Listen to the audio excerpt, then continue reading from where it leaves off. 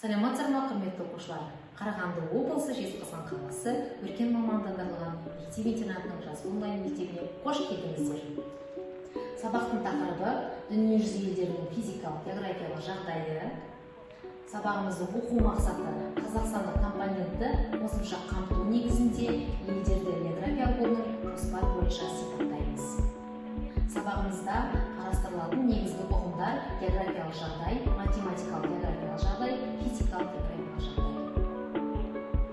Осы негізгі ұғымдардың анықтамасын тоқталып кететін болсақ, географиялық жағдай дегеніміз жер бетіндегі географиялық нысанның координат жүйесі және оның сыртындағы болмыстың осы нысанға қатысты тікелей немесе жанама әсер етуін географиялық жағдай деп атаймыз. Математикалық географиялық жағдай дегеніміз жер бетіндегі географиялық координат жүйесімен, яғни ендік пен бойлық нысанның нақты мекен-жайын анықтайтын жағдайды математикалық географиялық жағдай деп атаймыз.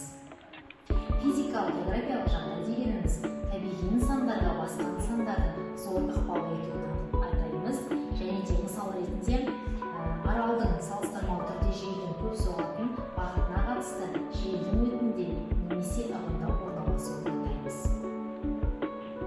Елдердің географиялық жағдайына байланысты топтарға бөлеміз, 5 топқа бөлеміз: аралдық, түбектік, құрлық, ішілік, теңіз маңындағы архипелагдық болып. Ендеше осы елдерге анықтамасы тоқталамыз. Аралдық жан-жағы сумен қоршалған құрлықта тұратын елдер, түбектік құрлықтың мұхитқа немесе теңізге сұғына еніп жатқан бөліктерінде орналасқан елдер, құрлық ішілік толықтай құрлықпен қоршалған елдер, теңіз маңындағы елдер, мұхитқа еркін шығып, мұхит суымен шайылып жатқан елдер, архипелагдық аралдар тобында орналасқан елдер жатқызамыз. Енді жаңа айтылып өткен 5 топтарға байланысты енді орналасқан елдерді айтамыз. Ирландия, аралдыққа Ирландия, Куба, Ұлыбритания, Жаңа Зеландия, Исландия, Мадагаскар, түбектікке Үндістан, Лаос, Норвегия, Португалия, Италия, Испания, құрлық ішілік Қазақстан, Чехия, Боливия, Монғолия, Мали, теңіз маңындағы елдерге Ресей, Германия, ақш, Қытай, Франция, ОАР, архипелагдыққа Жапония, Индонезия, Малайзия, Филиппин, Жаңа Гвинея жатады. Бұл дүниежүзі саяси картасы.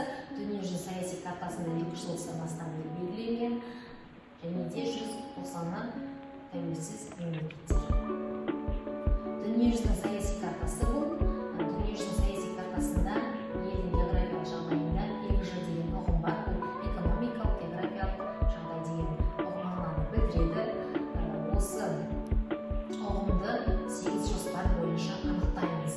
Оларға тоқталатын болсақ, бірінші елдің атауы, екінші материктегі мемлекеттің орналасу жағдайы, үшінші аумақтың ауданы, төртінші қай жерде және қандай елдермен шекаралас болып келеді, бесінші қандай теңізбен шектеліп жатыр, алтыншы шеткі нүктелері және олардың географиялық координаталары, жетінші елдің астанасы және оның географиялық координатасы, сегізінші елдің географиялық жағдайы туралы қорытынды. Осы арқылы біз анықтайтын кем жоспарлар арқылы аумағы үлкен елдер Ресей, Қытай және де Канада, ақш. Халқының саны көп елдер Ресей, Қытай, Үндістан және де ақш. Бір ұлтты елдер Швеция мен Жапонияда. Көп ұлтты елдер Ресей, Қазақстан, Қытай, Үндістан және де ақш-та. Табиғи ресурстарға бай елдер Ресей, Қазақстан, Қытай, ақш. Еуразия материгінде орналасқан. Ал табиғи ресурстарға кедейлерге тоқталатын болсақ, Балтық теңізімен және де Жапония, себебі теңіз жақта орналасқандықтан кедей болып келеді табиғи ресурстарға. Географиялық жағдайы бойынша екіге бөлінетін теңізге шыға алмайтын және де теңізге шыға алатын.